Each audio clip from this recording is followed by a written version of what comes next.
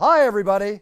I've had an absolute blast recording your championship intros on audio and also on video. And for those of you that didn't know, the videos can be done special exactly the way you like them, because these are green screens and we can do them with a scene behind me. Do you want a fighting scene? Do you want a beach scene? Do you want a race car scene? Any scene you want, we can give it to you. It's your theme and my pleasure. Just write our offices and we will answer you with the exact fee involved and how it'll get done. So here we are, and now it's time, and it's your choice. Cheers! From the shores of Malibu where the waves are pumping, to the Great Wall of China and back to the streets of Las Vegas where the UFC is coming. We are live. This is It's Time Radio, the show where we talk about what you think about, but may be afraid to voice. Don't worry, we'll voice it for you. We talk about it all. Sex, drugs, rock and roll, UFC, entertainment, film, you name it, we're going to talk about it. And I'm here today with my co-host, my producer, TJ Santis. TJ, it's a special day. Well, because I'm with TJ. I don't think so. I think we're, well, just let me say it. Happy belated birthday, Mr. Buffer. Thank you very much. I appreciate that. Yeah, this is the second day of, how old do you think I am, TJ? I mean, I know the answer, but I don't think you look a day over 50.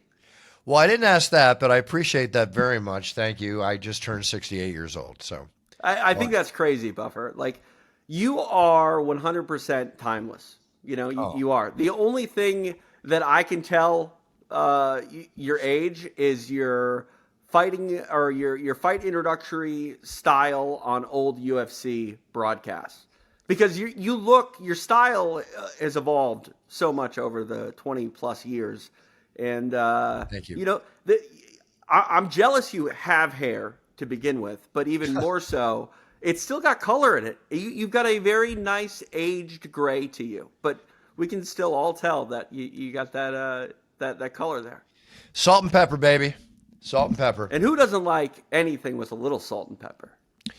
You know what? What is the saying? It adds spice, shall we say? I guess is the term. Yeah. So I'll take it, whatever. Thank you, TJ. Thank you for the kind words. I appreciate it. Actually, it should be kind of reversal. The way I announce now should have been the way I announced when I was younger, and then standing still now. So that is funny how that works. I'm trying to turn it around a little bit. Usually you get less mobile with age, but turns out you're the opposite. What can I say? I've given 2 ACLs to the UFC, right? Yeah. What else have I given? I've given quite a few things at the UFC, but that's about it. All good. Like I said, TJ, one day it'll be, it's top. There we go. And I'm telling you, I still believe we'll have like a hologram Bruce Buffer when you're no longer able to do it. So we're stuck with you forever. Well, you know what? If I have to, bother the fans with a hologram for the rest of the time, but I doubt that'll happen. There'll be somebody come along, make their mark in the UFC. It's sure. Yeah. But I firmly believe we will hear the iconic "It's Time" on UFC packages in perpetuity. I hope they do, because then they'll have to send off residual checks to my inheritors of my whatever. There you go. Beneficiaries. Keep some checks rolling in. Why? Because that's my trademark. There you go. You want to use It's Time? Contact me, please. All kidding aside, if the UFC wants to do that, that would be an honor. Posthumously. Okay, enough of the fact it's my birthday and I've already talking about when I'm not going to be here. Let's talk about the fact that I am here, enjoying this day, sharing it with all the amazing fans out there and our wonderful listeners, and with you, TJ. I want to go over some news stories, a couple items here before we go into a special part of the show that we're going to discuss with the top 5 submissions that I think are the best top 5 submissions, along with you, hopefully. Yeah. But I had the honor last weekend of appearing in an event that I've never appeared at before, and that was the Preakness, which, you had the Kentucky Derby, you got the Preakness, you got the Belmont Stakes, which is together the Triple Crown. Right. Right. And in the Kentucky Derby, every horse there was a direct descendant of the famous horse Secretariat that Tobey Maguire, which you probably did not see the movie, made the movie of. Did you see that one, TJ? You know me too well, Buff. No, I've never seen it. All right, well, it's a really good movie, really, really well done movie. It was an honor being on the race course. It was very different because I was not in an arena with 10, 20, 50,000 fans around me, 80,000 fans. I think I've done a show for 80, 90,000 fans, the Raider games and others. Right. Where you get the direct feedback, when you're announcing or when I'm talking, I can hear the feedback in my head. I'm out on the turf. The horses are walking to the track, ready to do their race. There's a big audience in front of me that's getting into it. Behind me, it's like nobody's saying anything, but that's just the nature of the way it worked. And it was funny because before I started announcing NBC, where it was live, the camera and the director in front of me were like, okay, we're going to do a coming up for 30 seconds. Coming up, what is that? What is that? And go, coming up next, Bruce Buffer. I'm like, really? What do you want me to do? Just stare at the camera for 30 seconds. I'm like, oh. Stare at the camera for 30 seconds? Like, or whatever it was, 20, 30. I mean, it could have been 10 seconds, but 10 seconds on time is an eternity. Yeah, no, that's what people don't realize. Like, it doesn't seem like a long time, but think about 10 seconds and then add on top of it. Right, add on top of it just awkwardness because you don't what are you supposed to do? And, that's a long time. I almost wanted to break out into a little tap dance. I didn't know what to do. So I'm like, I mean, it's like those crowd shots at the UFC sometimes. Like they'll show a celebrity on camera and the celebrity's like, ho, ho, ho, ho. And then they just sit there forever. Like, what am I supposed to do? Get off of me.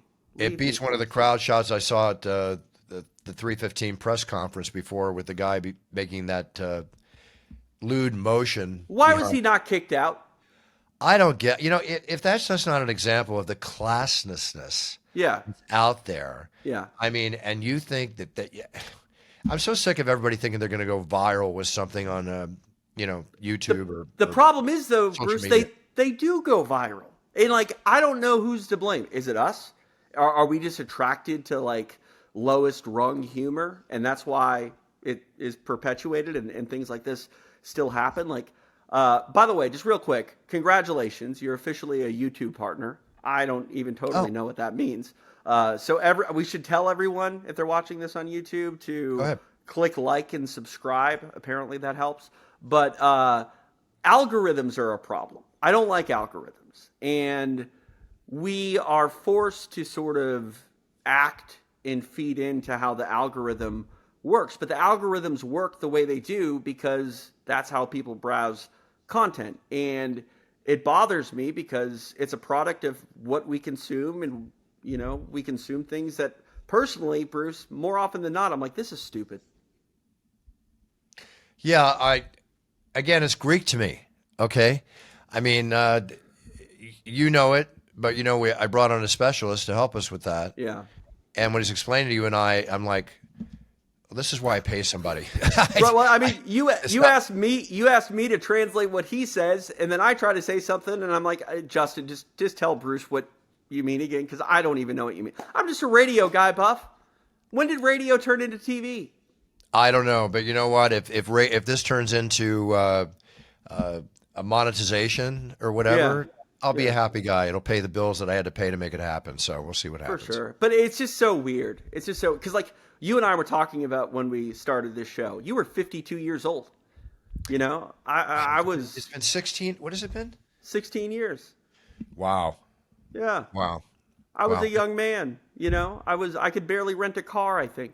And this space, it's still constantly changing. New media is constantly changing, but people don't give you credit for having, and I know you don't like to call this an MMA podcast because it's really not, but people don't give you credit for having a podcast,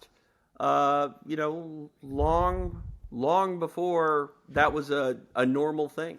Well, I mean, listen, Joe Rogan was one of our original guests before he ever started his podcast, which he's done amazing with.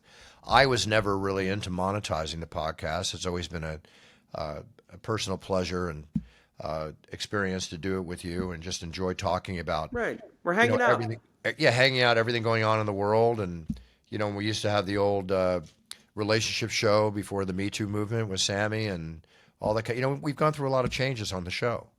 But the show covers a lot of different things. That's why I say we talk about it all, and we do. MMA is a big part of my life. UFC is a big part of my life, and people might think, and yes, we talk a lot of MMA on the show, but I want to touch on everything. I was even going through the news this week, and aside from the political things happening and, the horrific things happening around the world, I want to keep it positive. I couldn't find very few things that I was going to talk about that were lifting today. That's because the algorithm, whether it's on your television news, which doesn't have an algorithm, but they feed into what sells. Right. They don't want to tell good stories, Buff. No one wants to tell good stories. Well, no one wants to make, just like people make lewd comments or lewd motions at events like we were just talking about. They want to do what's going to capture people and bring them up. And I think the human interest out there is on a really great level, like we like to talk about, but there's these different levels now. It's changed so much. And it's not going to stop changing, but I don't see it changing for the better. Well, let's talk about some things that are, for the better. Touch on a few things here, a little lightning. I'm very happy to see that we didn't touch on this last week, but Pete Rose is now, through Major League Baseball, in a historic decision. They basically allowed him, now he can be elected into the Hall of Fame. He's been reinstated. Does it feel disingenuous, though, that it happened after he passed? Oh, I think it's just horrible that it happened after he passed. Because he even said it. He even said it himself. Years ago or whenever, he did make a statement I read where he said, "I'll be reinstated, but it'll be after I die," in so many words. Yeah, and I don't like that because it feels like they just avoided him having his time to speak. It's a shame. We had him on the show. I had the pleasure of meeting Pete before we had him on the show and talking to him after. Quite the character, quite the historic baseball player, but very deserving, very deserving. Well, it's hard to deny the man who was never really proven to be gambling on baseball outside of betting on his own team. Right. But now there's gambling and betting baked into every sports presentation. There's gambling part. I mean, ESPN has a gambling website. It's not just the websites. You're going to have in arenas. Yeah. You're going to have like video screens in front of you. You're going to be able to bet in the arenas. Watch right. this. Yeah. So, and who's going to profit from that? The teams and the arenas. Of course. Right. So, isn't that an hypocrisy? I mean, we talk about mindset these days a lot, the mental side of whether it's competing or just in business. And there's that whole thing of like really successful people bet on themselves. Well, Pete Rose literally bet on himself, and we're going to hold it against him. I mean, again, don't gamble. It's definitely compromising to the sport that you're involved in. But the idea that he is the greatest hitter of all time, and that he didn't get to go to Cooperstown and have a speech because he literally bet on himself is just so ass backwards, it drives me crazy. Well, in honor of Pete, he's that old school player that I love. Cleats Charlie up, hustle, going in, slamming bodies, doing whatever. I mean, if that wasn't a form of MMA baseball, I don't know what was, but Pete was a very, very tough player. Yeah, I don't think I would have ever wanted to get into a physical altercation with Pete Rose. No, not at all. Not at all. You're talking old school, old breed, old tough. Yeah. That's the way it is. In another area in sports here too, Dana and his boxing, and we're promoting the Canelo Crawford fight, which happened to be the same weekend as the Guadalajara, or what's going to be announced, for the UFC in Mexico. Yeah, the date's out there, yep. Yeah, and then they moved it from Friday, they moved to Saturday, and then I just read that now he's not working with His Excellency on the boxing match. I only wonder, why that happened. Maybe it was just the confliction that the UFC pay-per-views on the same night. Who knows? I can't conjecture beyond that. I mean, I think Dana in, the whole boxing thing, I think it's going to be really great for the sport as a absolutely. whole. But I think there are going to be things like this where it's harder to manage that world than it is MMA. And that's largely why I think boxing has got in its own way a lot of times. And, we're going to see some twists and turns, but I have no doubt that Dana is going to be able to rejuvenate boxing in a way that is going to make a younger generation who maybe isn't even into boxing as much find boxing, appreciate it more. And I firmly believe that any sort of iteration of a boxing card that Dana is behind is going to feel a lot more like a UFC event, which is going to be wonderful, especially for the undercard, because you're going to get guys on these, preliminary portions of these cards where you're going to be able to invest in them because they're going to be exciting fights. That's not the case in boxing as to date. I agree with you. And, listen, he and his team are so good at marketing, so great at doing what they do. is going to be nothing but a A+ for boxing. And the biggest problem with boxing is the promoters haven't worked together. But now he's with His Excellency, sidekick with him, and he certainly has got a lot of boxers in his pocket. It's going to be rejuvenation. And we can talk UFC versus boxing. I never talk UFC versus boxing. It's apples and oranges. I don't think that is even something that is a thing anymore. I mean, Yeah, I don't think it is. Bob Arum and company. Well, first off, I think that even before Zuffa came around, it was UFC versus boxing because boxing did not like the way that mixed martial arts was grabbing people's attention. Growing. So there was right, and then it was Dana and the Fertittas. They, revolutionized MMA, and then Bob Arum starts getting uppity, says absolute dumb things like it's. I don't even want to repeat. Yeah, I don't want. I almost did, but let's not do that. I know Bob. I've worked with Bob for years, right? I'm not going to say anything bad about Bob, but it was asinine.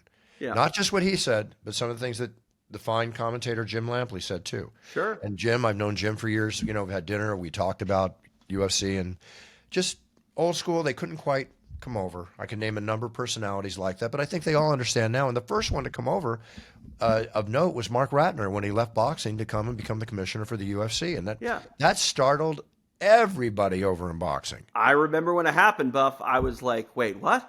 Yeah. And I mean, that's the thing. There were many brilliant moves that I think Dana and the Fertittas did to get this sport where it's at today. Many. Running towards regulation was 100% the smartest move for MMA. And once this was a sanctioned, regulated sport, legalized everywhere in this country, and still, even to this day, breaking into markets that have taken longer to fall than others, it just legitimized it to a point where the people that talk poorly about MMA that are baked into the boxing world, I don't know what the point is. They're grasping at straws, and boxing is not a competitor to the UFC or MMA. I think boxing is a cousin. It's all in the combat sports family, and there's no reason to draw comparisons to try to say which is better or which is even safer or anything like that. Right.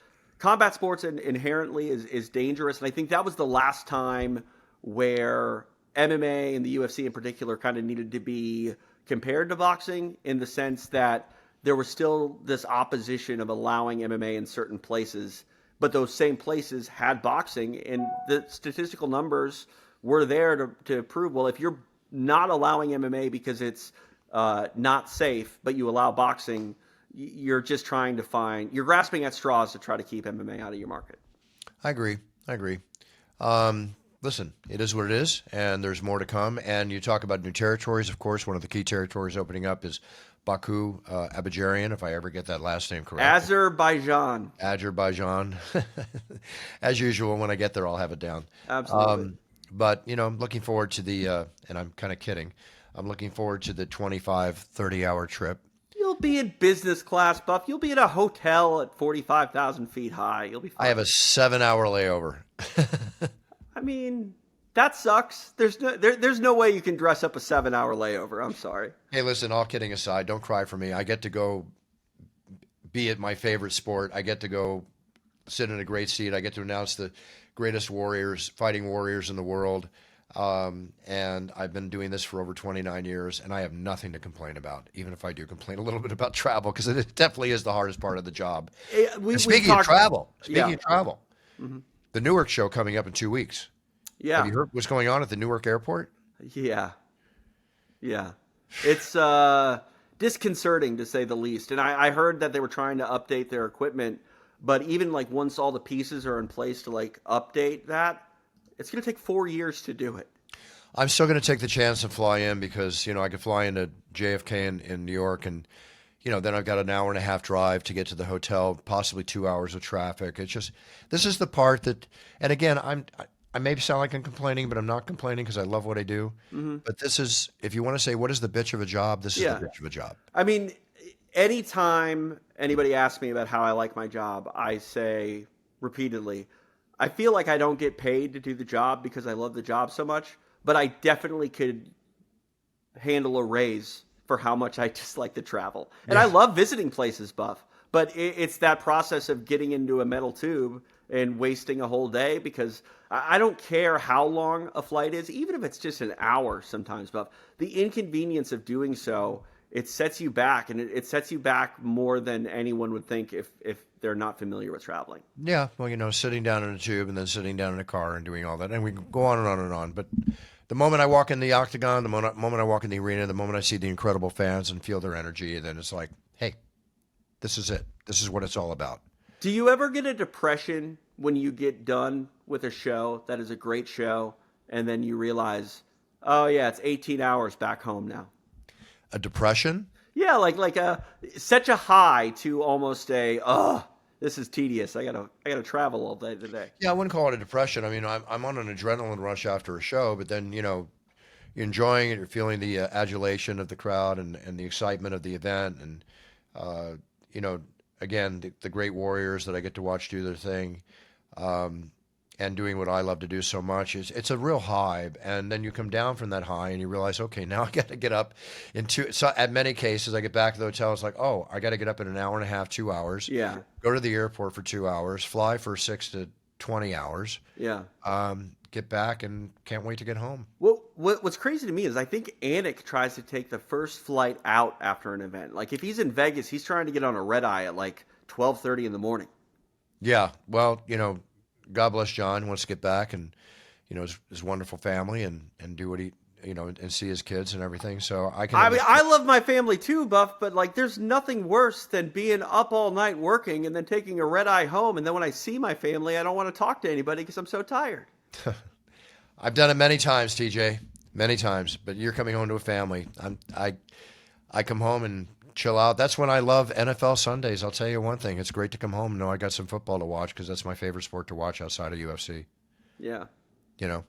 Definitely. And surfing. All right. All this self-serving stuff is all said, and I think people understand now that travel can be a lot of fun. Let's put it this way. Real simply, the novelty has worn off. Business class, first class, coach class. Yep, my dog's freaking out. Going Sorry. on? Yeah, so my dog is allergic to something. We don't know what. And like for whatever reason, noises set her off into like these spinning cycles. It's a problem.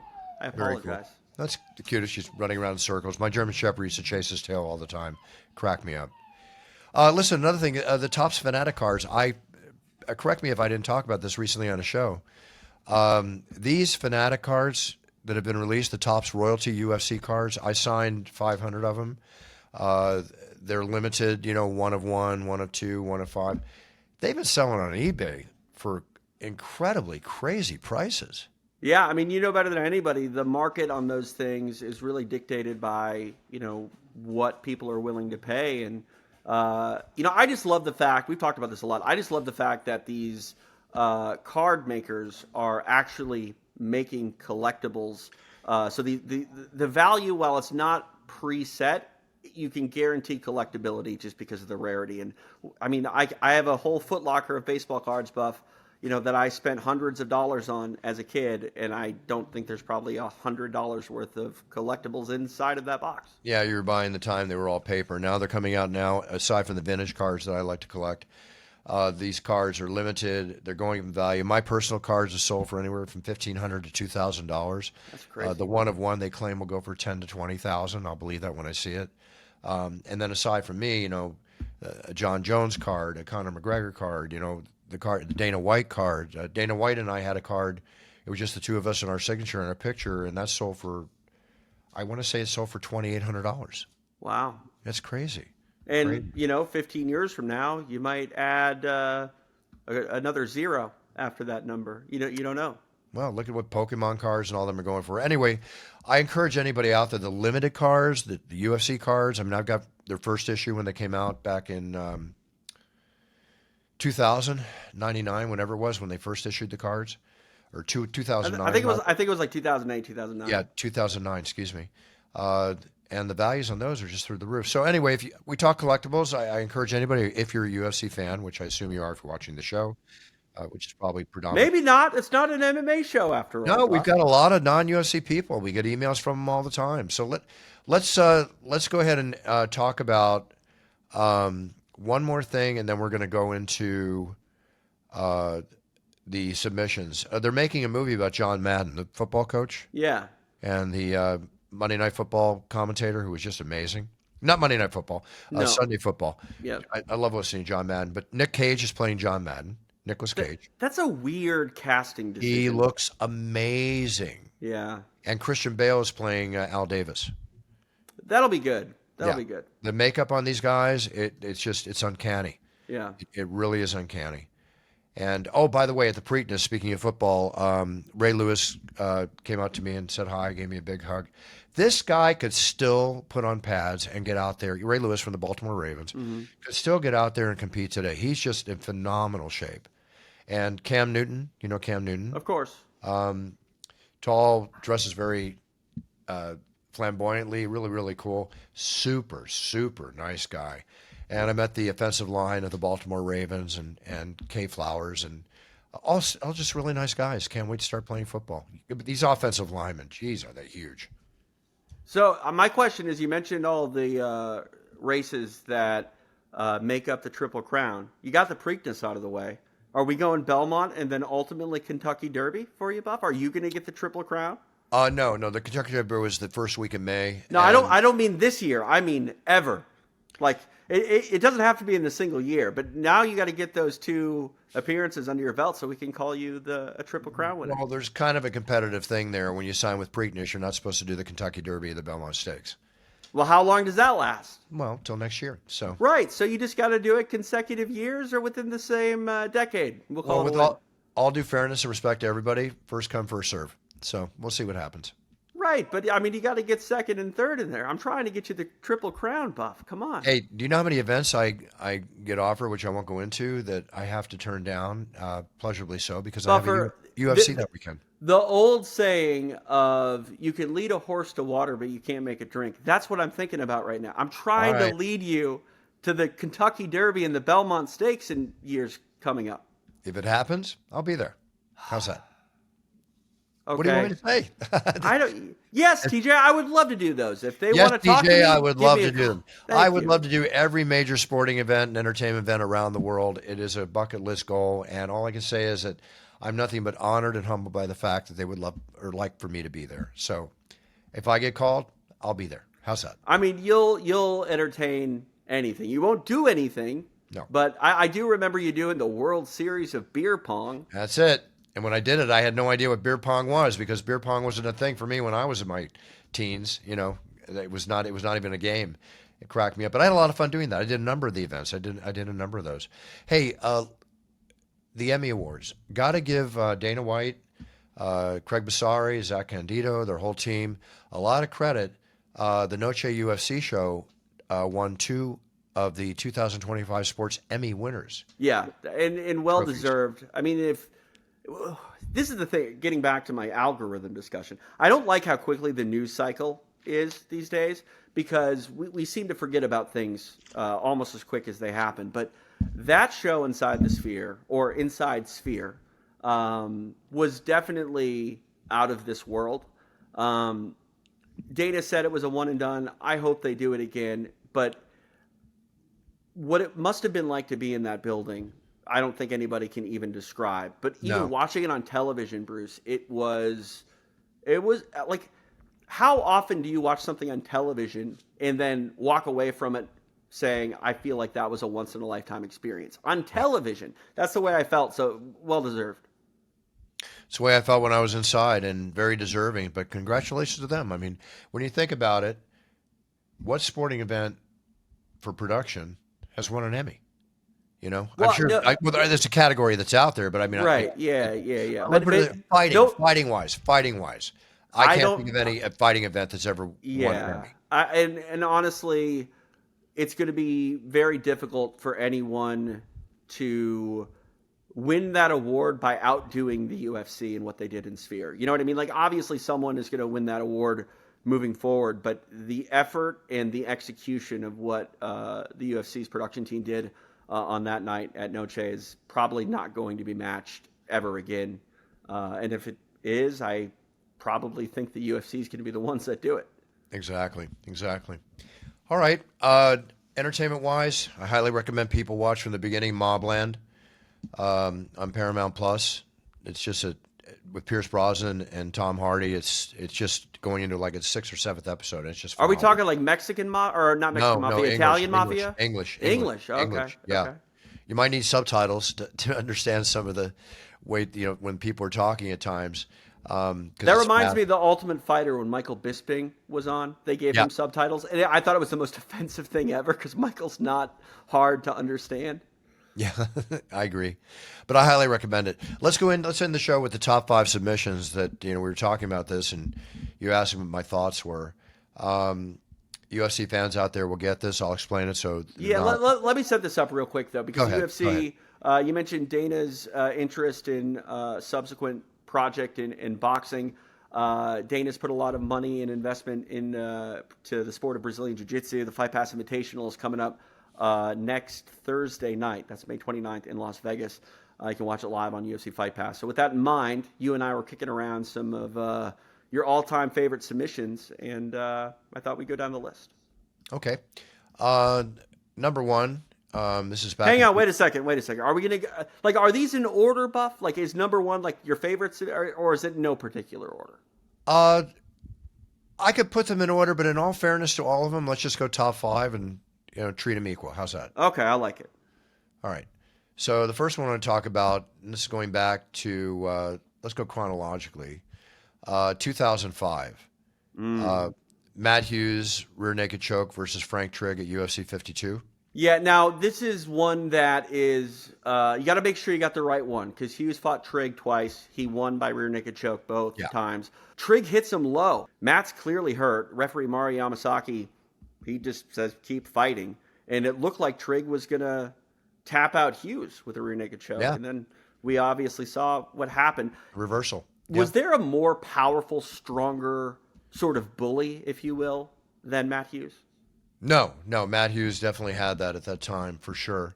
Tragically he went through what he went through, but he's healthy and he's happening and enjoying life. But no, that was true back then. Definitely a bully. As far as Frank Trigg, with the low kick to that certain area, I know what that's like for Frank.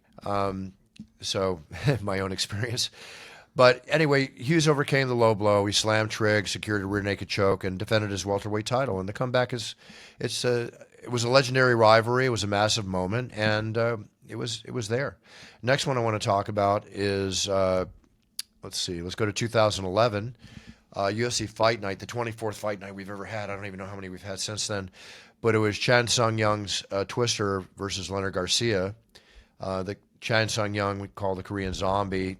It was a historical moment in the UFC because it was the first Twister, as we know about the Eddie Bravo Twister, but it was the first Twister, which is a very tough, rare spinal crank. Yeah, it's a cervical crank. Very painful.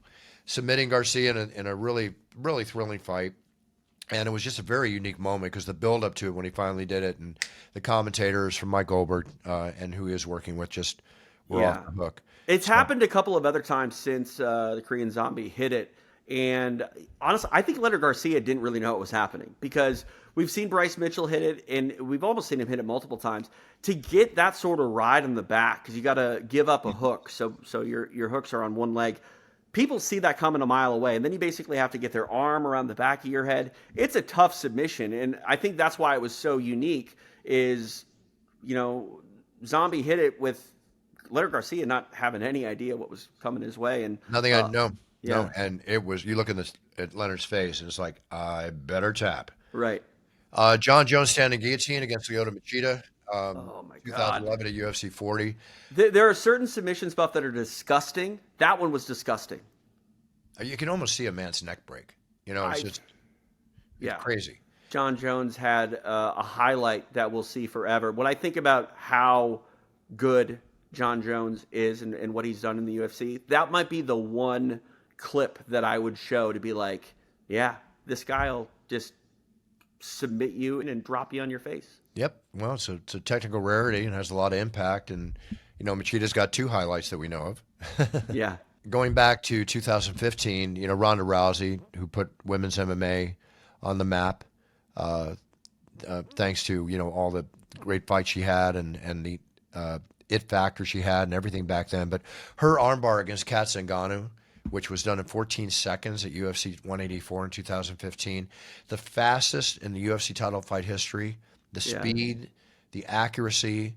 That was a pure example of Ronda's favorite move, favorite finishing move, and how great she is at it.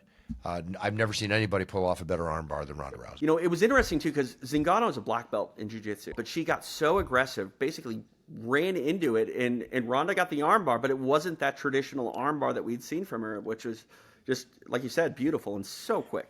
It wasn't, and I think that the downfall for Kat in that was her anger. It was that the emotion she came out, and that she could have backed off a little bit, you know? Yeah, you know, she wanted to come out and have a war with Ronda, which was not what Kat had done throughout her career at that point. She was always like a strategic, scientific type of fighter. But, you know, emotions can either be your biggest strength and fuel, or it can be your biggest weakness.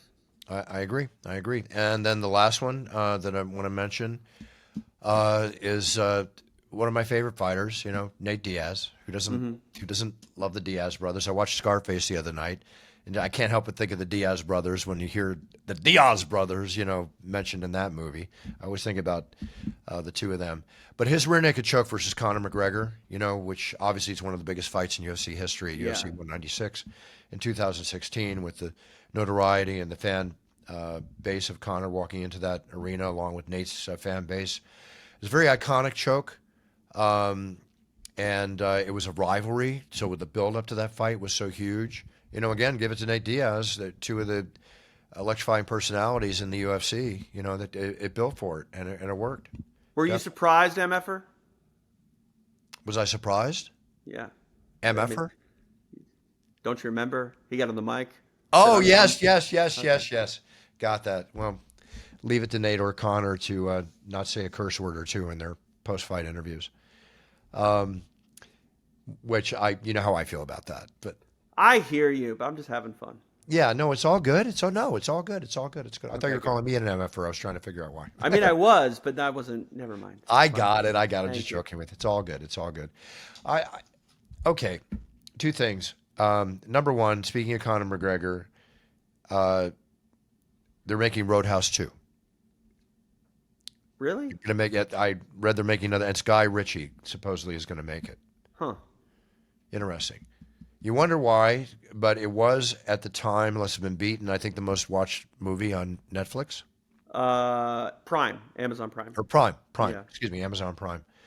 And you know the money they're paying. So we'll see. Guy Ritchie's an amazing filmmaker. So for sure. We'll see what happens. You know, you're a film buff. I'm not saying that you're a movie. I'm saying you're a film buff, not short for your last name.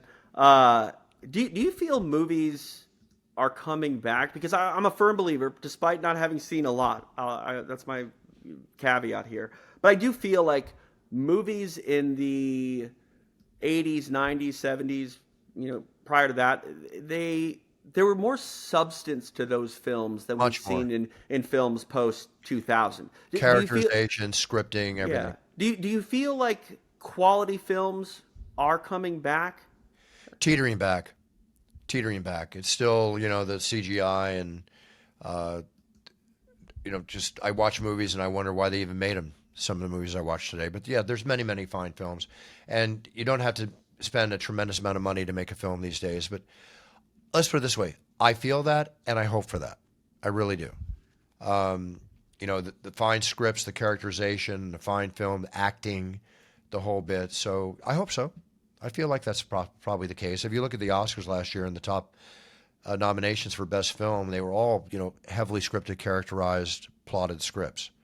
It wasn't, you know, with the CGI and stuff like that. Yeah. I mean, I'm not opposed to CGI. I'm not opposed either. No. But when the whole film is CGI, that's when I'm like, I don't know. You know, it's fine, but after a while, I'm like, oh, okay.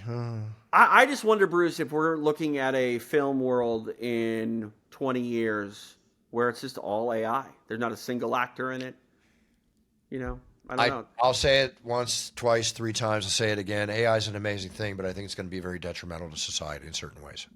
I mean, I think it already is. Yeah. I hate to say it. I think it's amazing in some ways, but like my buddy made a song the other day and was like, hey, check out this new band. And I was like, oh, it's cool. You know, it's not bad. And he's like, I made it in 10 minutes with an app on my computer. Yeah.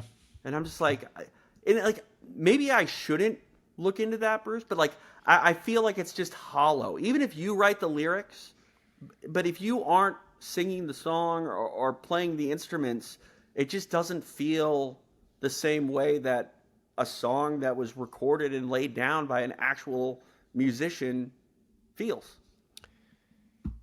What bothers me is that kids going to school, they hit an app or AI to write their papers. So here's the thing about that. I use ChatGPT a lot for writing. However, I write what I want to write, and mostly it's like fight introductions, right? It's like fighting out of Malibu, California. Bruce Buffer returns tonight, ready to put on a show. I've written that 100,000 times at this point. So I will lean into ChatGPT to try to help better write that and find new ways to say the same thing I've said 100 times. Right. I don't mind that. I do have a problem, though, if my 7th grader does a report on astrology or something. Absolutely. That he just has the computer do it. That's not teaching them the way it should be taught. No, but I think you can use it and lean into it. I think it can help with research. I think it can help rewrite your paper and try to make it better and more of a cohesive thought. But the idea of it doing all the work, well, why do we even work then? Let's just have computers do everything, which would lead to the fall of our economy.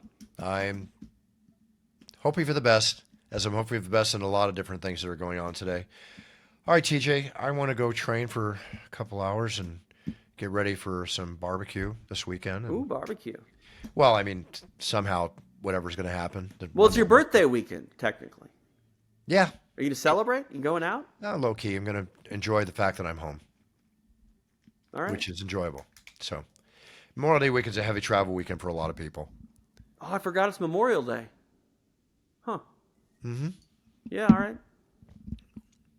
Well, let's celebrate what Memorial Day is all about. Absolutely. Let's see 1 second. You type in AI right now? You're trying to type up your outro? What are you doing? Well, I know it's all about the military, but I just want to give and honor them the actual meaning. It's to memorialize men and women that have given the ultimate sacrifice on given behalf the of this ultimate country. sacrifice, Yeah. exactly, while serving in the armed forces. And it was actually originally known as Decoration Day, which began during the Civil War. Mm-hmm. Citizens placed flowers on the graves of fallen soldiers. But Yeah. it's a solemn day for reflection. It's not necessarily a celebration, but it also marks the unofficial start of summer. Very much so. Yeah, I mean, it's weird living out here in Southern California, Buff. I always say there's 2 seasons here. There's warm and not as warm.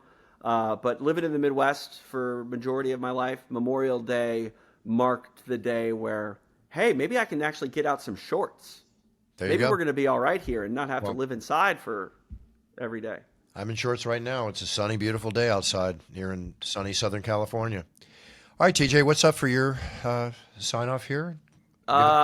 Next week, I got the Fight Pass Invitational coming up, but this weekend there's no UFC event, so I'm just hanging out, and I guess maybe I'll barbecue. It sounds like a good idea. Well, enjoy your family, have a great time. Everybody out there, enjoy your, for most of you, I'm sure, a 3-day weekend, and enjoy yourselves. Thank you for tuning in. As always, I wish you all the best, and be a role model to your sphere of influence. And remember, when you step on that yellow brick road to your future, just perform and be the best you can be for yourself and everybody around you, and then you're winning, whether you're first, second, third, or champion of the world. Winning comes in many, many different variations. But most importantly, be honest, be strong, and I have to say it again.